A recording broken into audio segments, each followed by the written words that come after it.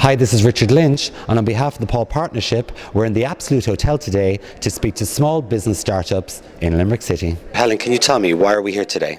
We're here because, as you know, Paul Partnership has an enterprise support service where we support people who are interested in setting up their own business. This year we decided that we'd go back to small business startups that we helped in their early days as they were setting up back in 2008 and 2009 and find out how they're getting on, how the business is doing, how they think the business sector is performing at the moment, and to get some feedback on the Paul Partnership Enterprise Support Service. Was it useful at the time? Are there more supports we could be providing now? What does this offer to these small businesses? The Paul Partnership Enterprise Support Service? Well, we provide a significant amount of support around applying for the Back to Work Enterprise Allowance.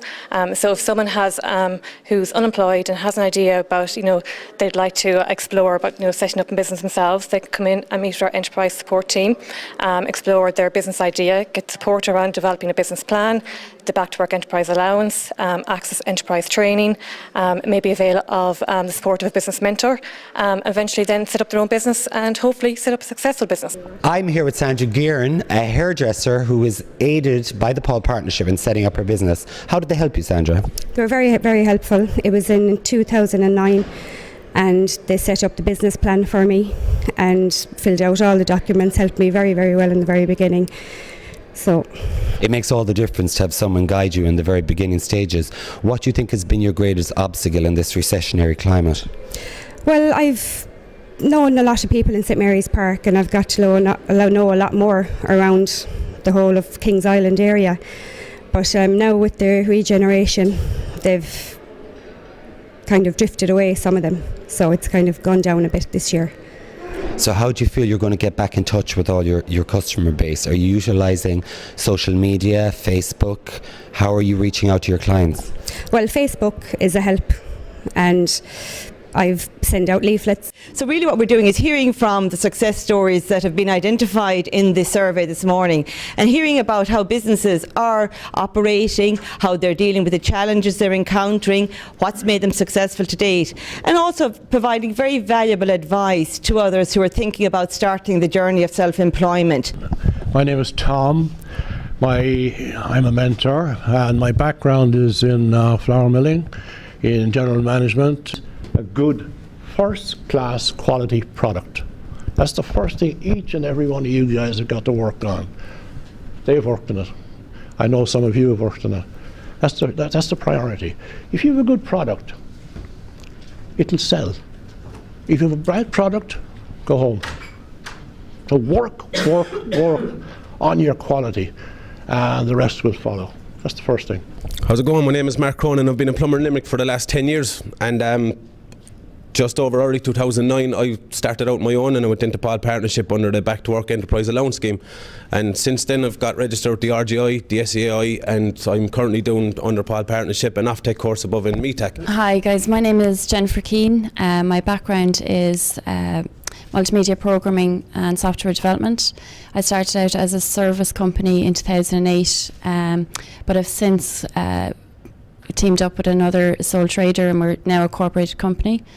We've taken a step back from direct services and are developing a product for the last year, and we're due to release in the next week or so. The product is to assist children with dyslexic learning difficulties or reading difficulties. So it's a literacy product of games to assist kids with dyslexia primarily. We're marketing in Ireland and the UK.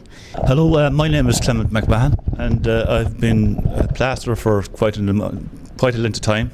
I was finding it difficult to find work due to the recessionary times, and I was asked and told that the best thing was to diversify, and which I have done, and I opened into roof cleaning, gutters, maintenance, chimneys, replastering chimneys. Hi everybody, my name is Gaye. I am one of the mentors. I would have a lot of experience in the retail industry, as I had a shop for 14 years in Limerick City in the bridal industry, and I would have done an awful lot of manufacturing and retailing and designing made to order as well. In the last 4 years I have worked as an event manager fundraiser, brand ambassador, PR and marketing for 2 charities. One was Special Olympics and the other is Self-Help Africa. I also would be a great believer in networking, both face-to-face networking and through social media. And I absolutely think it's fantastic that all of you are thinking of setting up a business, and I absolutely wish you all the very best success. Hi, my name is Sandra, Guerin, and I've been hairdressing since I was about 16 and done my training in London and stopped it for a while, so I got back into it in 2009 and PaulPartnership helped me set up a business plan. It's going okay with the recession. You know, everybody's in the same boat. So I see a great variety of experiences there in different stages of business development. And I suppose the purpose of this session really is to help other entrepreneurs or aspiring entrepreneurs learn and see, well, what are the issues and challenges?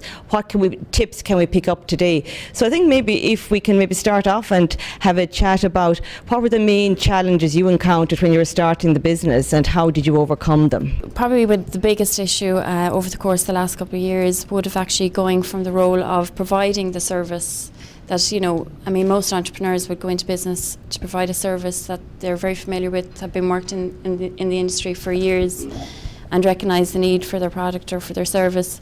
But the biggest thing is actually the business side of it. It's actually running, say, your accounts, keeping on track of that, issuing invoices. You know, so it's actually the business management role and all the different functions that entails. I probably found the biggest challenge, and just to keep, because you're everything to everybody, you're the only person that can, you know, until you get to a point where you can actually afford to take people on for the different roles. And I'm a firm believer for asking for help at the very stages. Like the very start of this process for me was actually going in to talk with Anne Spillane and Anne-Marie Gleeson in the PaulPartnership, and they put me in touch with the Limerick City Enterprise Board's Start Your Own Business programmes, and that was exactly giving the tutor and mentoringship on how to run your business and all aspects of the business. Generally, I think Irish people have a reluctance to, like, I don't want to be a pest, I don't want to torment these people, you know, they're very busy. But I mean, you have to, if you want to get anywhere, you have to ask for help. I suppose, lads, the challenges for me was missing a solid week's wages coming in. Being honest, like when I started out first, I was like, I had the skills, but as regards putting it into a business was a different story, and doing it legally, legitimately, because I work with gas, I had to be insured, I couldn't even go near anyone's house without having those behind me. As I said, walking into PaulPartnership, some people might think it's like going into Dragon's Den. It's not. It's walking in, literally, like they're most helpful.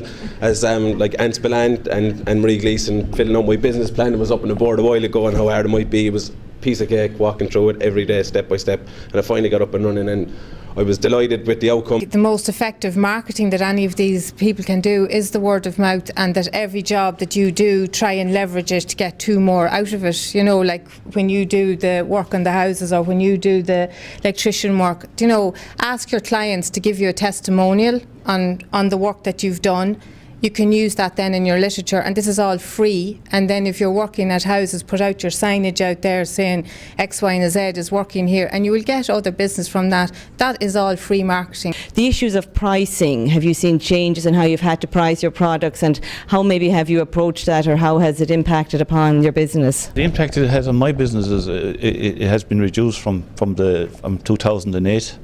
I've reduced my prices, obviously, rather than give them a big price for a lot of work. If we give the price for pieces of work, it'll still work out at a big price, we'll say, at the end of the day, but they're a lot happier to see the work that you're doing, and they'd accept it a lot better. I didn't have the confidence in my own ability, so I had totally underpriced myself and didn't realise I was working far more hours and not actually charging people for the hours that I would have actually been putting into the product. Because I guess as well, you put so much effort and time into making sure that you're delivering a service that's exceptional, and you put so much effort into the details of it.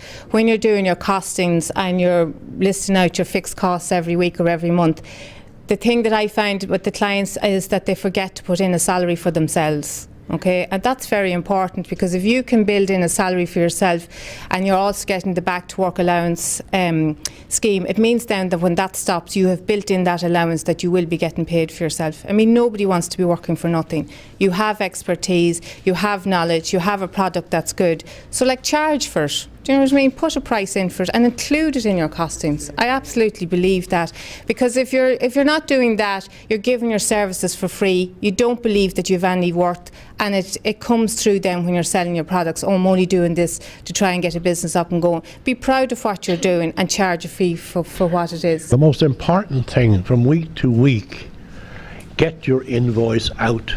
Don't wait till the end of the month. If you wait till the end of the month, you're putting the date of payment another month back.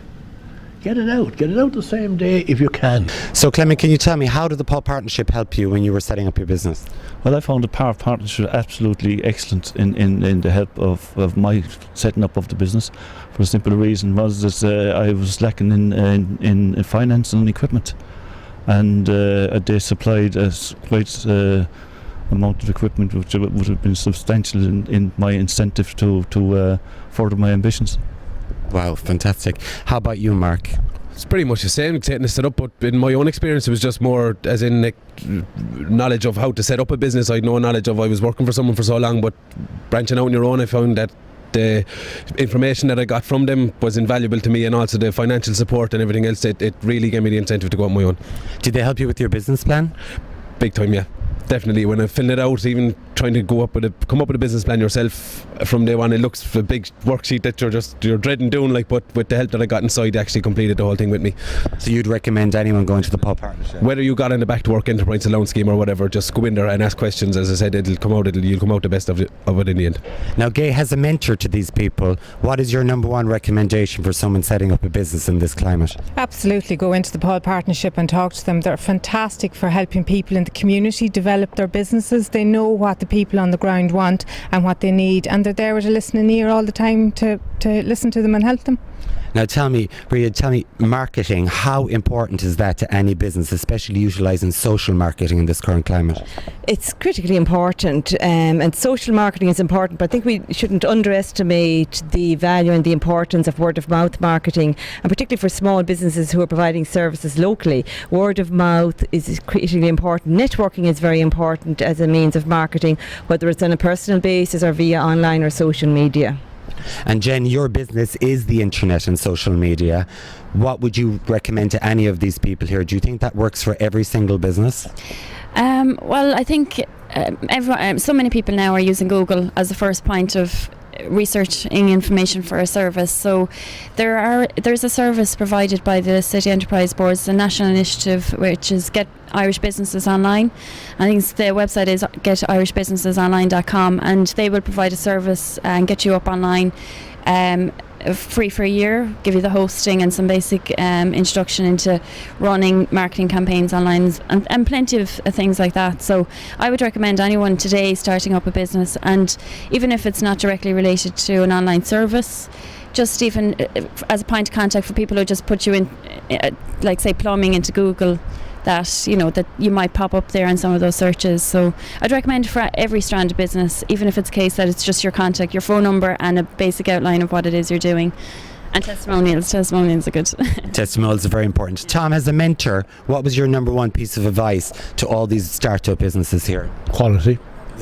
Quality is the absolute first thing. If you have quality, I think everything else will fall in line, But first of all, go along to the Enterprise Board or go along to Paul Partnership and talk to them, listen to what they have to say, listen to their advice, and they'll point you in the right direction. You've got to prepare an absolute good business plan. If you're approaching a bank or institution or whoever it is, have a good business plan. And remember, it's your plan. Be aware of it, be very much aware of it, be very well able to talk about it. I know your gross margins, I know your net margins, and that's it. So a business plan is everything, isn't it? It's not everything, it's the start of everything. Well, thanks for talking to us. These are our mentors in our startup businesses. We're here at Initiative, the Absolute Hotel. On behalf of the Paul Partnership, this is Richard Lynch. Speak with you soon.